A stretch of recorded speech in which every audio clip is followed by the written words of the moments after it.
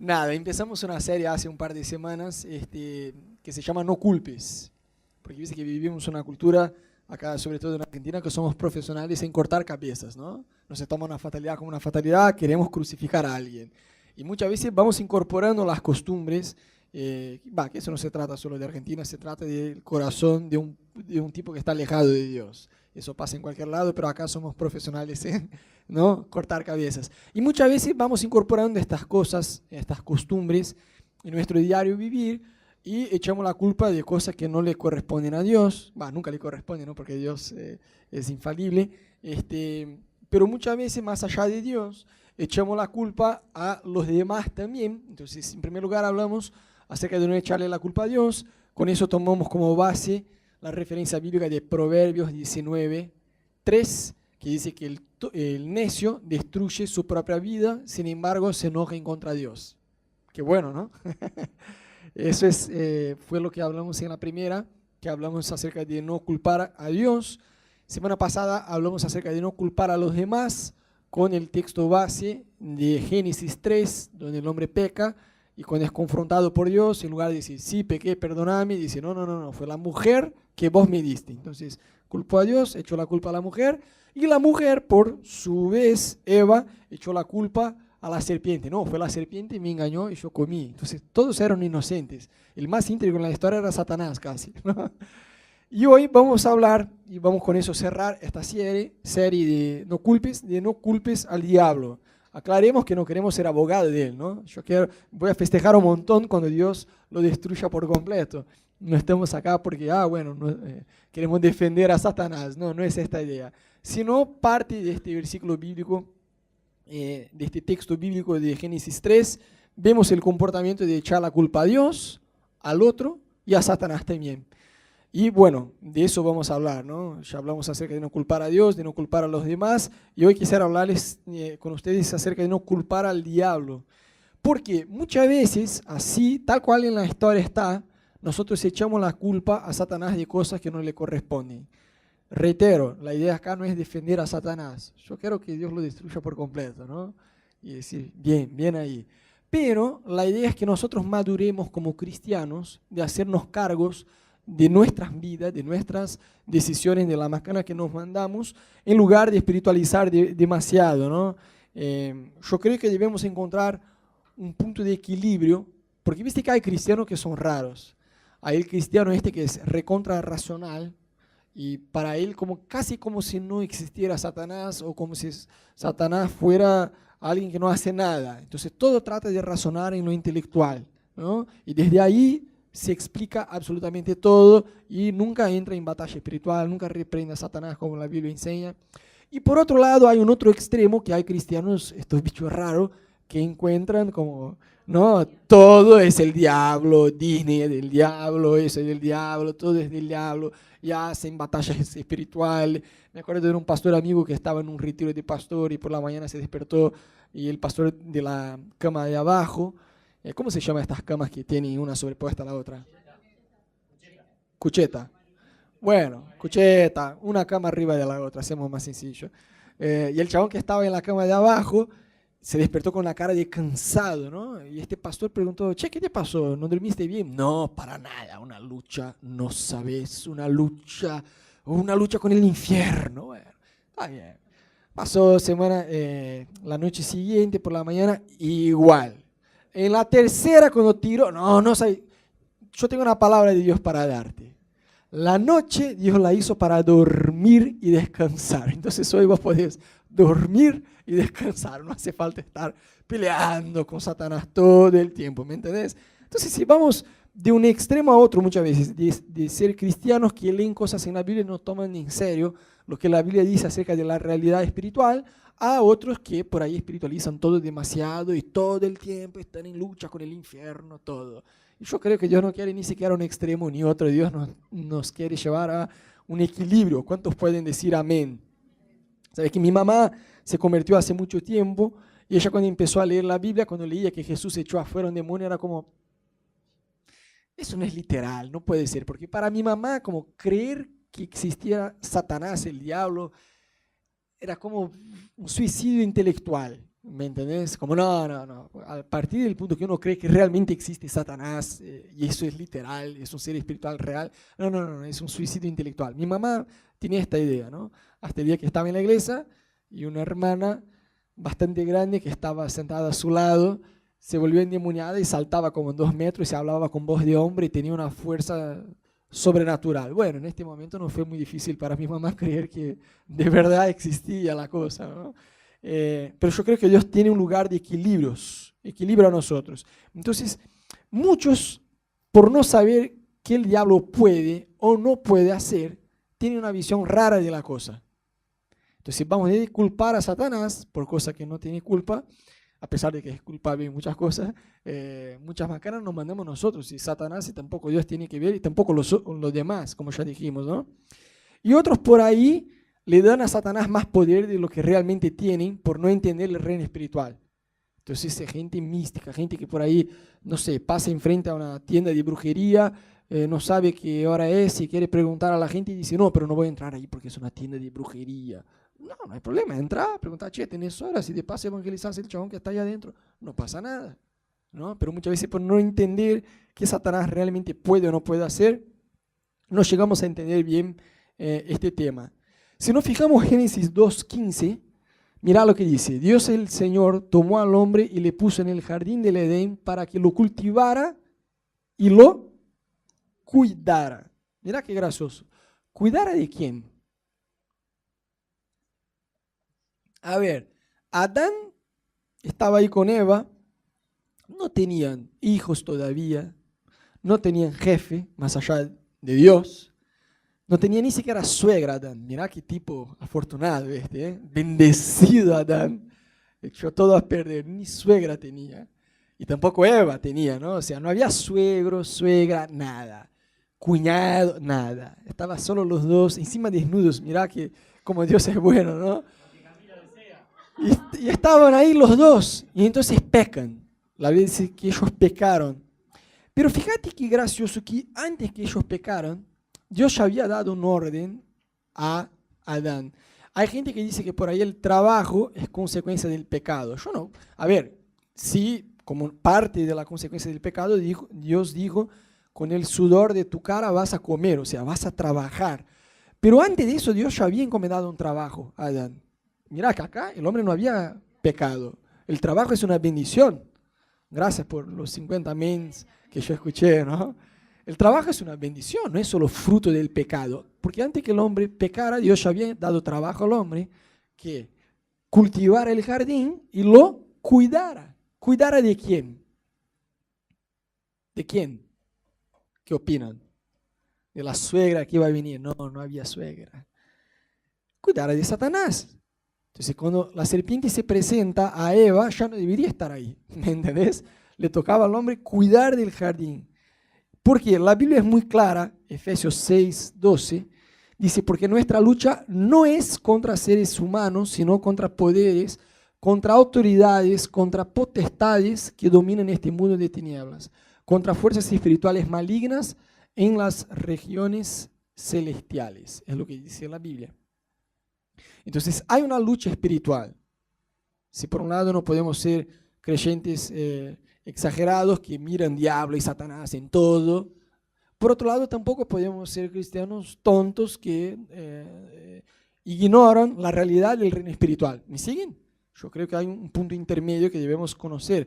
Y la Biblia dice, ¿no? En otras versiones dice, nuestra lucha no es contra carne o sangre. En otras palabras, no es contra seres humanos. Y es algo que debemos pensar, porque muchas veces lo que Satanás hace es justamente usar personas.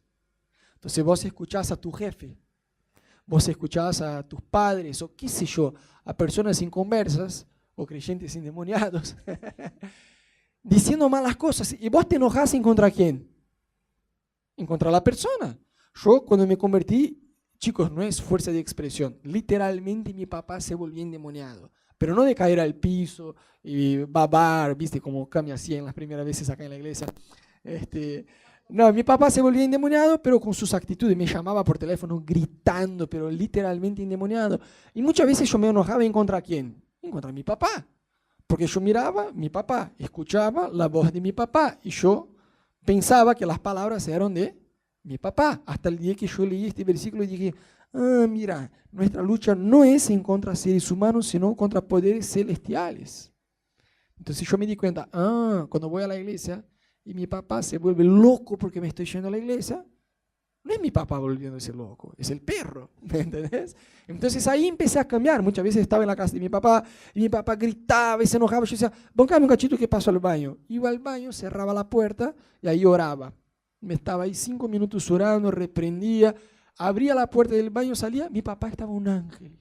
¿Viste? Casi que volando. Vos decías, ahora entendí cómo va la cosa.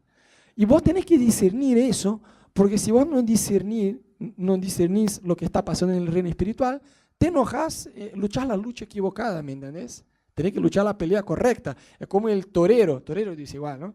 Y ahí viene el toro con todo. ¿Por qué el toro no mata al tipo, al torero? Porque apunta en el blanco equivocado, apunta en el tejido blanco en lugar de apuntar al torero. Satanás hace igual con nosotros.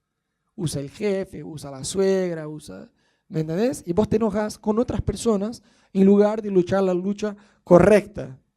Obviamente no puedes espiritualizar todo, ¿no? Tu marido te habla mal porque está de mal humor, yo te reprendo en el nombre de Jesús. Está de mal humor, déjalo ahí en el sillón un cachito, ya va a estar bien. Pero fíjate que Pablo nos dice en 2 de Corintios 2, de 10 a 11, para que Satanás no se... A ver, déjame darte el contexto antes de leer, ¿no? En el versículo anterior, Pablo está diciendo acerca de la importancia de perdonar. Y entonces sigue, ¿no? Para que, entonces está diciendo, chicos, es importante que practiquemos el perdón uno a otro. Para que Satanás no se aproveche de nosotros, pues no ignoramos sus artimañas. Al diablo le encanta un creyente que es tonto, que ignora sus artimañas, porque puede hacer lo que quiera y el tipo al no discernir está ahí, está al horno, ¿no? Porque Satanás puede hacer lo que quiere, lo que se le cante y la persona no sabe cómo actuar. Yo por muchos años he pedido a Dios, he orado por discernimiento espiritual, porque viste que la Biblia dice que Dios compartió con nosotros dones y a cada uno se le dio distintos dones espirituales, no son iguales. El don que vos tenés quizás no sea igual que el que está a tu lado, así funciona. Yo el don de discernimiento espiritual nunca lo tuve, de verdad, nunca lo tuve. No sé, una persona en la iglesia se pone a reír a carcajadas. Yo no sé si la persona está siendo llena del Espíritu Santo, si está endemoniada o si es un tipo que se emocionó, si es un loco que está en la iglesia. ¿Me entendés? Ana tiene el don de discernimiento espiritual. Vamos a la casa de alguien, salimos de allá y Ana dice, yo sentí un espíritu de tristeza en esta persona. Yo decía, pero la persona estaba bien, se reía y todo, estaba sonriendo todo el tiempo, pero... Y después al final charlas con la persona y la persona, no, pasa que yo estoy... Y vos decís, wow. O a veces estamos haciendo liberación con alguien y Ana dice, a ver, hay un espíritu X. Y ella dice, no, yo siento que hay un espíritu de depresión. Bien, está bueno eso, ¿eh? Yo no tengo este don, pero bueno, me casé con alguien que tiene, así que bien, zafamos. Pero por lo menos el don de discernir cuando Satanás está obrando debemos tener. No te estoy diciendo que vos tenés que tener el don espiritual que Ana tiene, pero el discernimiento básico de entender cómo Satanás obra, debemos saber, porque como dice la Biblia, no podemos ignorar sus artimañas. Y fíjate que ahí Pablo está hablando en el contexto de perdonar. Es decir, cuando yo no perdono, ¿qué autoridad tengo en el reino espiritual? Cero. Tiré por la basura toda autoridad que Dios me dio cuando yo estoy enojado, amargado con alguien y no elijo perdonar. Porque como ya dijimos en otras veces, perdón no es un sentimiento, aunque el sentimiento sea parte del proceso de perdonar, perdón es una decisión, el sentimiento sigue la decisión. Entonces, vos tenés que elegir perdonar y tener actitudes de perdonar. Yo ya les compartí otras veces que estaba amargado hace muchos años allá en Brasil con un hermano de la iglesia que me había fallado olímpicamente y yo estaba muy enojado con el tipo y yo trataba de evitarlo. Porque viste que cuando uno está amargado, lo primero que hace, el primer síntoma que salta es alejarse, aislarse de todos. Entonces el hermano venía por un pasillo, yo me iba por el otro. Y un día en mi habitación, yo dije, bueno, está bien, Dios, yo elijo perdonar. Y Dios me dijo, bueno, si vos elegís perdonar, actúa como quien eligió perdonar. Está bien, entonces yo encontraba el chabón, en lugar de huir del tipo, yo, bueno, voy por el pasillo, ahí está este desgraciado, está bien, perdón señor, ahí está este bendecido hermano. Voy por el pasillo y le saludaba. Lo abrazaba con fuerza, como para que él se quedara sin aire. Me decía, ¿qué haces, querido? ¿Cómo andás? Qué bueno verte. Y yo decía, Dios, ahí ya no da más. Yo estoy como, no, qué hipócrita estoy siendo. Qué bueno verte. No me parece bueno verlo. Es más, tengo que esforzarme por abrazarlo. Entonces yo soy un hipócrita. Y un día yo estaba quejándome en la habitación y Dios me dijo, vos no sos un hipócrita. ¿Vos no elegiste perdonar? Y dije, sí, hipócrita sería si no actuaras como alguien que eligió perdonar. ¿Cuánto me siguen? Es así. Y bueno, fue un proceso. Y con el paso del tiempo ya salía natural, porque realmente perdoné. Pasa que muchas veces nosotros no entendemos que la falta de perdón también nos quita la autoridad que Dios nos dio. Y por eso Pablo dice, no ignoremos sus artimañas, aprendamos a perdonar unos a otros. Entonces, ¿cómo Satanás actúa? Satanás siempre cuestiona la palabra de Dios. A mí me causa gracia, hermanos, que dejan ahí la Biblia abierta en Salmo 91. Mira que había en Salmo, ¿eh? Dejan abierta la Biblia en Salmo 91.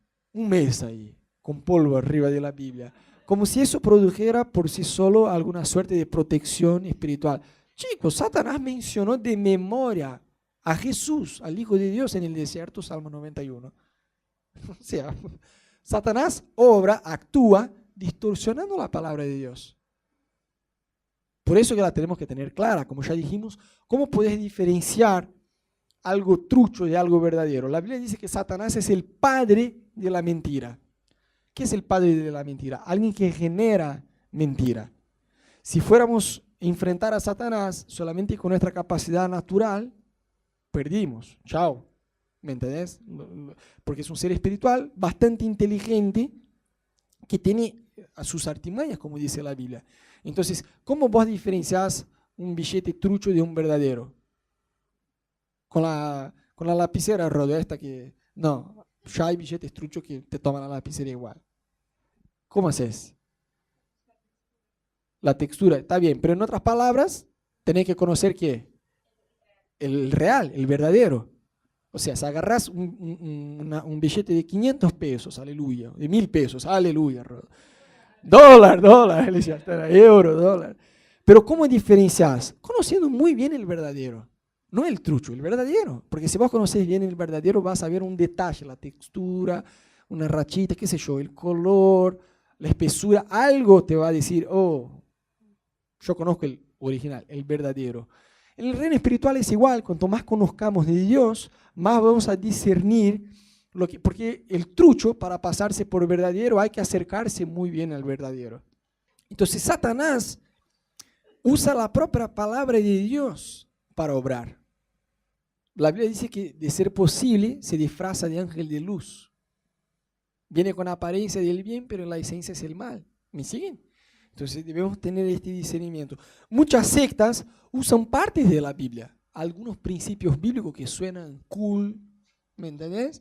Y por ahí meten engaño, meten cosas, es una mezcla de cosas. Por eso Apocalipsis dice que no debemos sumar ni siquiera sacar nada de la palabra de Dios. Efesios nos dice, no den espacio a ¿quién? A la suegra, sí, a la suegra está un poco, pero Efesios dice, no den espacio al diablo. Es igualito lo que Dios dijo a Adán. Protege el jardín. Cuida el jardín. En otras palabras, estaba diciendo, no le des espacio. Entonces nos toca a nosotros no dar espacio. Vos no podés pensar que Satanás es un gentleman, que decís, por favor, podés salir y jamás volver, y jamás insistir en volver. No es, está bien, dale, como vos quieras, el gentleman, Satanás, me voy. No, no es así, Satanás no es un gentleman. Satanás insiste, lo echas una y otra vez y tenés que proteger y todo el tiempo está ahí. ¿Viste como este hijo rebelde que vos tratás de disciplinar una vez tras otra y siempre está ahí al límite de lo que vos estás diciendo? Satanás es así, todo el tiempo está ahí y vos tenés que cuidarte, toca a vos. Es responsabilidad tuya cuidar tu jardín, cuidar tu vida, mantener tu vida protegida. Entonces, debemos acordarnos que más allá de que Satanás sea un ser espiritual, con sus artimañas, Dios está muchísimo más arriba de Satanás. O sea, el poder de Dios con Satanás sería un chiste compararlo. Porque por ahí hay creyentes que también todo el tiempo viven con miedo del reino espiritual, de Satanás, del infierno, y hacen todo un lío. Capaz que alguien me hizo un trabajo, Rodo. ¿Ves? Esto, creyente bicho raro. No, abrí mi puerta y ahí en la esquina había como una gallina muerta, unas velas. Ya no sé si por ahí era para mi vecino, pero no sé, estaba en mi manzana, ¿será que debo orar por eso? Y hay gente así, cristiano, bicho raro. ¿Me entendés? O sea, uno a veces espiritualiza demasiado las cosas. El poder de Dios no se puede comparar con el poder de Satanás, chicos. Dios es muchísimo más poderoso, muchísimo más inteligente, muchísimo más soberano. A ver, si vos lees la Biblia, Jesús vino, murió, resucitó, encomendó una tarea a sus discípulos. Váyanse por todo el mundo, prediquen el Evangelio a toda criatura, váyanse por las naciones, hagan discípulos, bautizándose en el nombre del Padre, del Hijo, del Espíritu Santo. Dios encomendó esta tarea, ¿sí o no? ¿Qué pasó? Jesús dijo, bueno, antes que ustedes se vayan, quédense en Jerusalén, esperen hasta que del alto sean revestidos del poder. Entonces sube el día de Pentecostés. ¿Me siguen?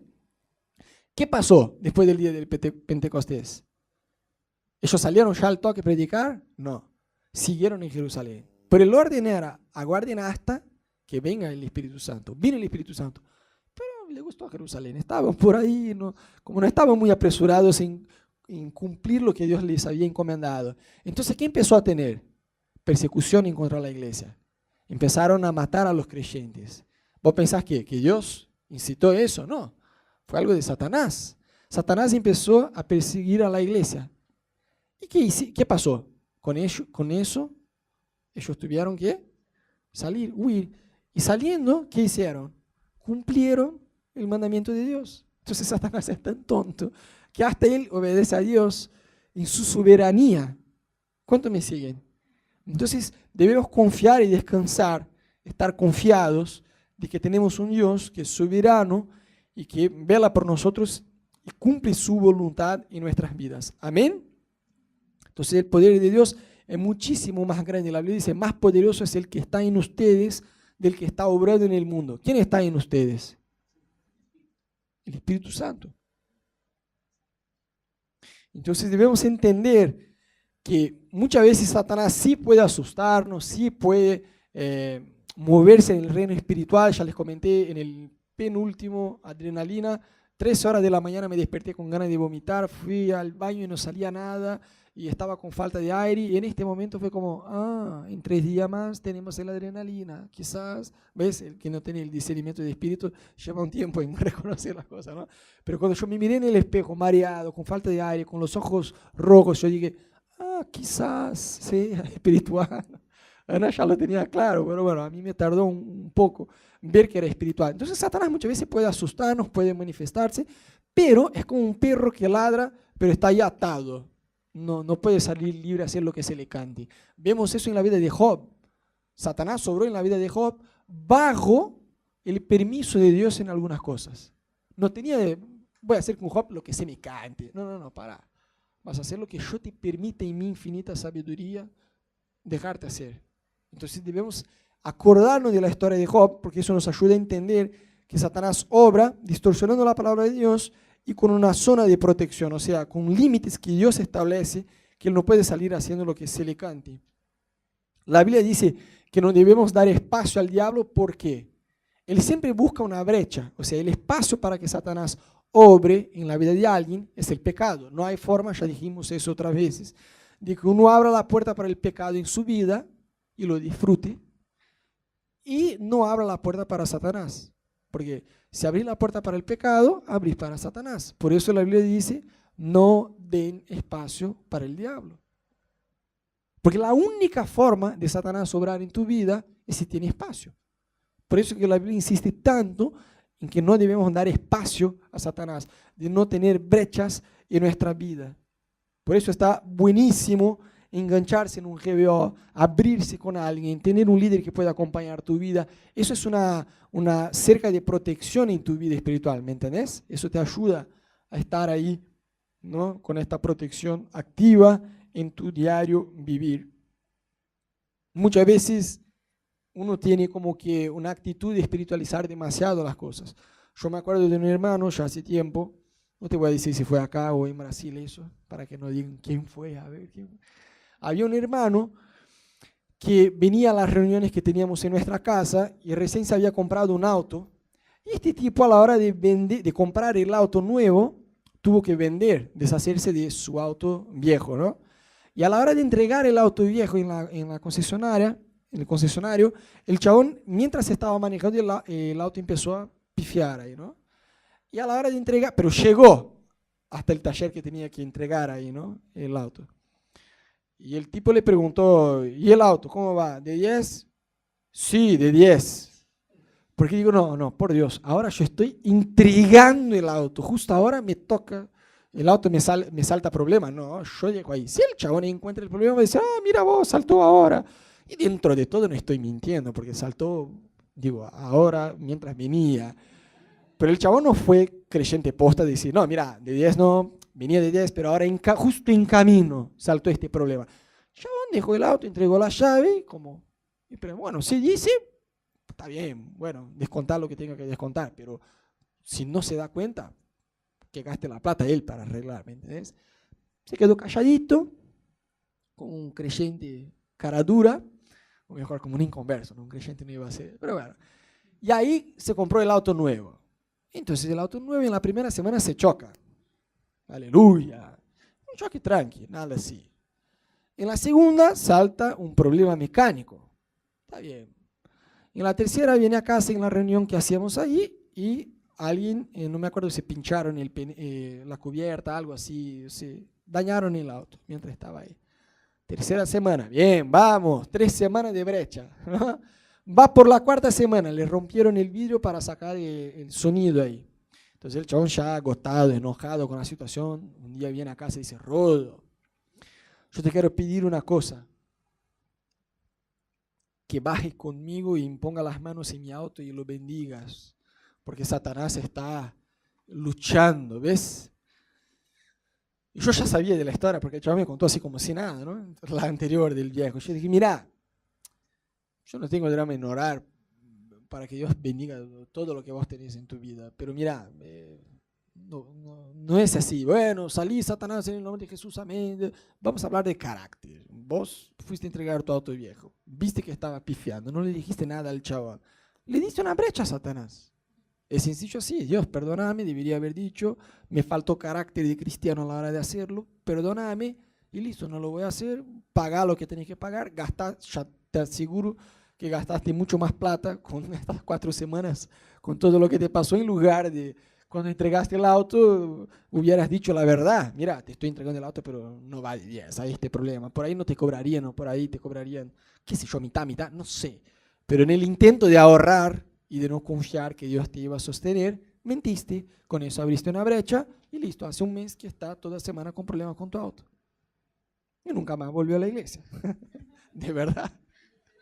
Literalmente, ¿no? Porque a veces buscan la iglesia, no, que el pastor va a bajar, va a ungir con aceite de Israel el auto y el auto está protegido y no se va a hablar de carácter, no se va a hablar de santidad. Bueno, que Dios te bendiga. Muchas veces espiritualizamos como demasiado las cosas. Entonces, ¿cómo puedo mantenerme protegido? Mira lo que dice Efesios 6:11. Pónganse toda la armadura de Dios para que puedan hacer frente a las artimañas del diablo. Entonces, en primer lugar, Pablo nos dice que no debemos ignorar sus artimañas. Después dice que debemos poner la armadura de Dios. Y ahí en el capítulo, la Biblia nombra, ¿no? Las sandalias del Evangelio de la Paz, la espada del Espíritu que es la palabra de Dios, el escudo de la fe, y la Biblia nombra varias cosas. Yo conozco creyentes que oran todos los días, Señor, yo pongo la espada del Espíritu. No hay problema en orar así, pero tampoco la cosa es literal en este sentido. Tenés que entender el contexto del significado de la armadura de Dios. No puedes decir, yo tengo la coraza de la justicia, pero no perdono a mi hermano que me hirió. No, la justicia de Dios, la base de ella es haber sido perdonado sin merecer. Y ahí nos amargamos con alguien y esperamos que la persona merezca el perdón. Listo, ya no tenés la coraza de la justicia, ¿me entiendes? La cosa pasa por ahí. Entonces, la Biblia nombra la armadura de Dios en nuestra vida, pero básicamente eso tiene que ver con no tener brechas en nuestras vidas. Con no tener brechas. El rey David oraba, Señor, yo guardo tu palabra en mi corazón para no pecar en contra vos. Y es impresionante cómo Satanás usa la propia palabra de Dios para distorsionarla en contra de nosotros. Y a la vez es impresionante cómo Satanás teme la palabra de Dios. Una vez yo estaba con Ana estábamos con una persona que necesitaba un periodo de liberación y se volvió endemoniada mal mientras teníamos el tiempo ahí con ella. Y en un determinado momento, cuando hablábamos, porque más allá de la liberación hay que hablar de la posición que la persona hay que tener después, ¿no? Digo, de no ser cualquier cosa. Porque ves que siempre es más fácil encontrar diablo en todo. Porque él echa la culpa a él, lo echas y listo, ya está.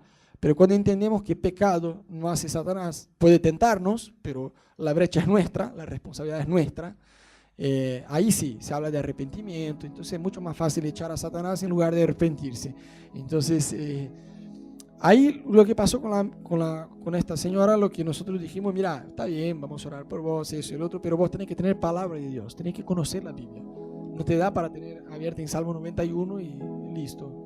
Te vas a volver endemoniada de vuelta si no tenés la palabra de Dios clara. Y mientras, porque eso fue antes de orar con ella, ¿no? Mientras hablábamos con ella, una persona del equipo que estaba con nosotros quiso instalar en su celular una aplicación de la Biblia para que ella leyera en su celular. Y mientras la persona del equipo nuestro dijo, mira, pásame tu celular que te voy a instalar una aplicación de la Biblia. Ella dijo que una voz le decía a ella, te va a estafar los datos de tu celular. Mira la desesperación de Satanás de que ella no leyera la Biblia. Entonces, chicos, acá tenemos el manual de una vida exitosa. En tu trabajo, en tu familia, en tus emociones, en tu vida espiritual, está acá. Pero no te sirve abierto en Salmo 91. Te sirve más que lo leas el Salmo 91, lo apliques y lo entiendas en tu vida. No puedes ser un creyente a las medias con la Biblia porque va a ser, si sos débil en tu relación con Dios, vas a ser débil en todo. Vas a ser débil en tu trabajo, en tu matrimonio, en tus amistades, en la iglesia, en absolutamente todo. Vas a ser un tipo débil. Yo creo que Dios espera que nosotros maduremos en la fe. Amén. Te quería invitar que te pongas de pie en tu lugar. Ya estamos por cerrar, pero antes que terminemos, me gustaría orar por ustedes. Quizás no viniste en los dos primeros mensajes que hicimos, que era acerca de no culparle a Dios y no culpar a los demás. Pero yo te quería animar que en tu lugar, por algunos minutos, puedas olvidarse por completo de la persona que está a tu lado, que puedas cerrar tus ojos por unos minutos, que de ser posible no pasen al baño. Yo te aseguro que voy a hacer lo más rápido posible.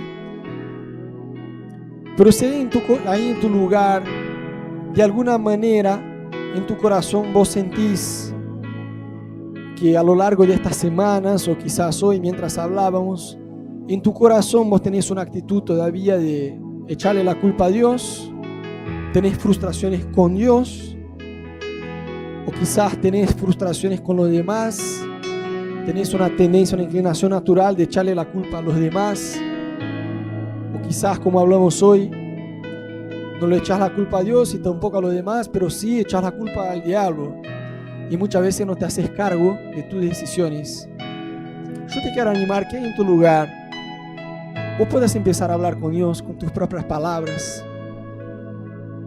Le puedas decir, Dios, acá estoy, yo quiero resetear mi vida espiritual con vos, quiero hacerme cargo de mis decisiones, yo quiero tener más sabiduría y considerar más qué dice tu palabra respecto a los próximos pasos que voy a dar, en lugar de meterme a hacer cualquier cosa y después enojarme con vos, con el otro, con echarle la culpa a Satanás. Quizás identificás áreas en tu vida que todavía tenés brechas abiertas, quizás mentiras, quizás muchas veces una verdad incompleta. Una verdad incompleta nada más es que una mentira. Yo no sé. Deja que el Espíritu Santo pueda trabajar en tu corazón en esta noche y ayudarte a identificar cuáles áreas de tu vida todavía no están alineadas con Dios. Cuando tomas decisiones, no decisiones de tu diario vivir que son pavadas, decisiones serias, ¿le consultas a Dios o simplemente te mandás esperando que todo salga bien? Yo creo que hay una actitud más excelente que Dios espera de nosotros, que es no culparle a Él, no culpar a los demás y tampoco espiritualizar todo y echar la culpa a Satanás. Si Satanás obra en nuestra vida, o es por permisión de Dios, por la soberanía de Dios, o la mayor parte de las veces es por brechas que nosotros mismos abrimos. La buena noticia es que nosotros podemos cerrar. No importa la brecha que vos tengas abiertas en tu vida, podés cerrarla hoy, podés arrepentirse, podés decir: Dios, perdóname porque con mis propias palabras yo dije mentiras, con mis propias palabras yo hablé mal del otro, yo difamé a personas, contaminé el corazón de otras personas. Y yo te quiero pedir perdón, Jesús. Perdón porque con mis propios pecados yo abrí espacio para que Satanás obrara en mi vida. Pero hoy yo quiero, Jesús, volver a estar con vos. Yo quiero volver, Dios, a cerrar las brechas en mi vida espiritual, en mi vida emocional, en mis palabras. Yo quiero aprender, Jesús, a enamorarme de vos. Yo quiero conocerte de verdad. Yo no te quiero conocer como una religión. Yo quiero conocerte posta, de verdad, Jesús, como un Dios verdadero, un Dios bueno, un Dios amigo. Porque al conocer a Dios, lo que va a pasar es que te vas a enamorar de Dios. Y enamorándose de Dios, vas a avanzar en santidad. Pero si no conoces a Dios, va a ser solamente reglas de lo que se puede o de lo que no se puede hacer. Y eso te va a hacer pesado. Eso es ser religioso. Y Dios no quiere que vos y yo seamos religiosos. Dios quiere encender nuestro corazón de verdad, para que nos enamoremos de Él por sobre todas las cosas y que tengamos el temor de Dios. Y antes de tomar decisiones, tener esta conciencia de decir: Dios, ¿cuál es tu voluntad? ¿Qué dice tu palabra? ¿Cuál es el consejo bíblico en esta situación? Nosotros estamos terminando hoy esta serie No Culpes, pero yo creo que por ahí quizás estaría bueno, en realidad no pusimos, pero estaría bueno agregarle un cuarto mensaje que no nos da el tiempo, pero bueno, de no culparse a sí mismo, porque tampoco la idea es que vos te vuelvas recontra pesado de decir: entonces si Dios no tiene la culpa, los demás no tienen la culpa, Satanás no tiene la culpa la tengo yo, y yo hago todo mal, y yo soy un desastre, y te sepultás. No, esta no es la idea. Sí, hacete cargo de los errores, pero sepa que Dios tiene un camino de restauración para tu vida. Dios te puede restaurar, Dios puede restablecer tu vida al 100%, inclusive en esta área que fallaste, inclusive en esta área que estás pifiando. Dios te puede alinear. Dios puede alinear tu vida a su voluntad. Por eso yo te quiero animar que allá en tu lugar vos puedas empezar a hablar con Dios con tus propias palabras. Quizás te sentís culpable y eso te pesa el corazón. Yo te quiero decir que hay un Dios que no mira tus errores, que no mira tu pasado. Hay un Dios que está dispuesto a ayudarte, a darte una nueva vida. Jesús no es una religión, Jesús no es autor de una religión, Jesús es el autor de la vida. Y Él vino a esta tierra, murió por vos, por tus errores, por tus pecados.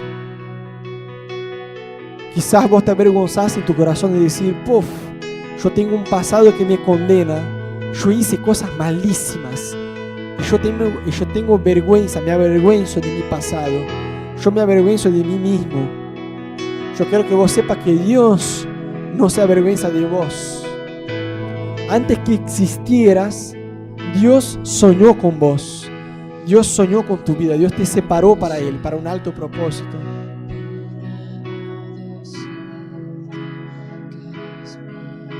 Yo quiero hacer una oración y me gustaría que ustedes la repitan. Es una oración entregándose a Jesús. Quizás vos nunca tuviste la posibilidad, la oportunidad de hacer esta oración entregándose a Jesús, quizás crees en Jesús pero nunca te entregaste a Él públicamente, yo quisiera hacer una oración y quisiera que todos repitan esta oración, y si al final vos estás de acuerdo, que vos puedas decir amén. Amén significa que así sea. Vas a estar diciendo que así sea en mi vida, va a ser como un sello en tu vida. Y si no estás de acuerdo, directamente al final no digas amén y la oración se cancela por sí sola, está todo bien, no pasa nada. Pero de ojos cerrados y manos abiertas, todos, por favor, ahí en tu lugar, dile así conmigo, repetí en voz alta conmigo, dile: Señor Jesús, en esta noche yo entendí que soy pecador,